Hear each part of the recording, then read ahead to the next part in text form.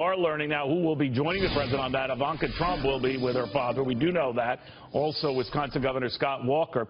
Now, Ivanka Trump was on Fox and Friends earlier this morning talking up the economy and what her father's trying to do. And they see the economy and it's just booming. Small businesses have this sense of just vigor. And, you know, I was talking with somebody the other day who was referring to it as the animal spirits of small business owners have been released. So, you know, there is a tremendous energy, but there's also real challenges. All right, let's get the read on all of this with Washington Examiner's White House correspondent Sarah Westwood, GOP pollster Chris Wilson.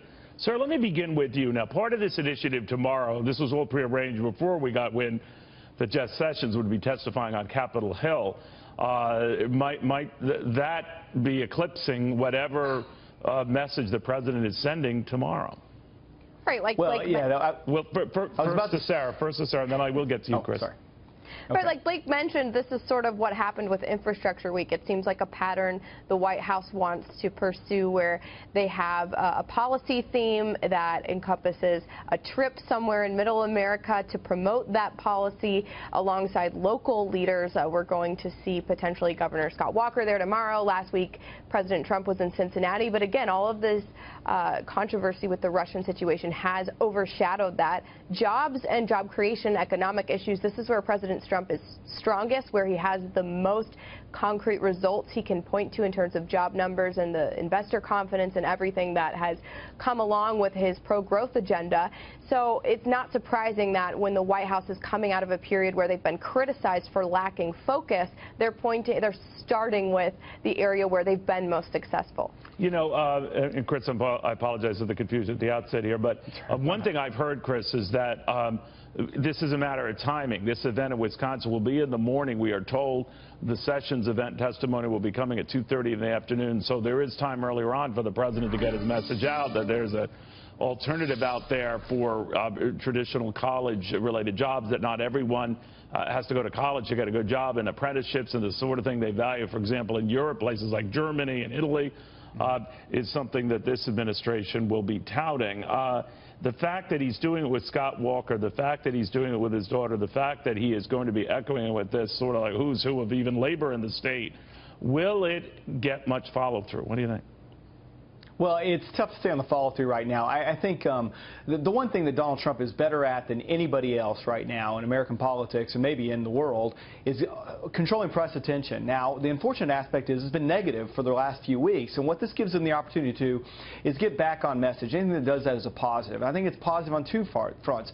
It's one which what Sarah went through very articulately, is the fact is his jobs are up. He's done a good job. There's a lot of people who came out and voted for Donald Trump in Wisconsin that had voted for Democrats in the past because of his message on jobs. To be able to go back into a state, a Democrat state, traditionally that he won, and talk about that as a positive thing. But the second positive here is him campaigning with Ivanka Trump.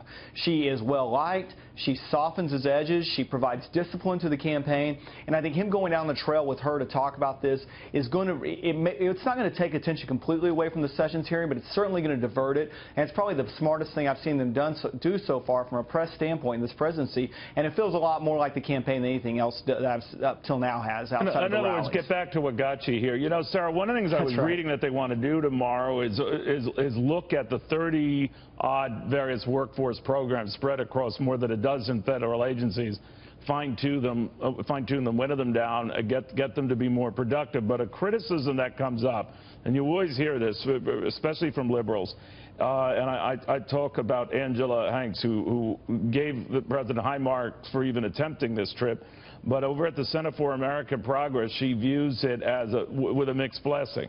It's great if we can all agree that apprenticeships are good, but if you can't access child care to get there, you can't develop good programs because the workforce system that we have prevents them from doing so. I'm paraphrasing the last part of that.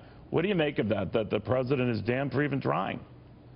Right, and I think that that's the problem that the White House has run into, is that they're trying to streamline the government. They're trying to get rid of these duplicative programs, acknowledging that a lot of times the same basic framework of a program exists across several different federal agencies, and that's just an easy way to eliminate spending. But then they run into the criticism that they don't care about child care, that they might not care about workforce development, that Meals on Wheels, whatever the program is that they're trying to get rid of.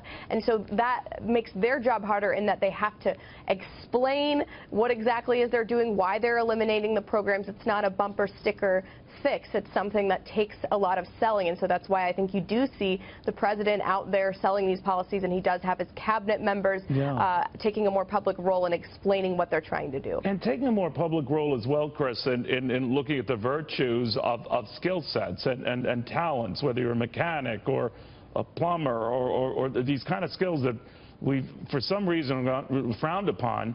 But I don't know about you guys, but my plumber has people. I mean, and to book him is like booking the Pope. So we've disparaged skill sets and talents that they very much value abroad, and we should get back to valuing again here.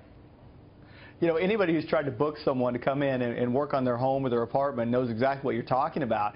And it is a situation where that used to be a very honored and valued profession, to be able to go into an apprenticeship and learn how to do these type of labors.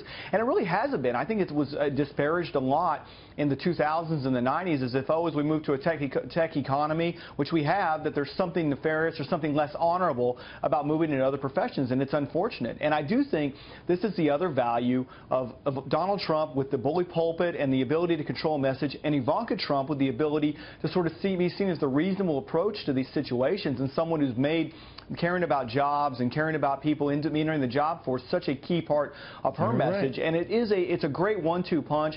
And again, the most important aspect of this, Neil, is it allows Donald Trump to get back on message, off of talking about Russia, off of talking about Neil Comey. If they can do that, if they control that for a few hours before Attorney General Sessions testifies, then it's a win for them. I agree with both of you. Chris, thank you. Sarah, Westwood, thank you.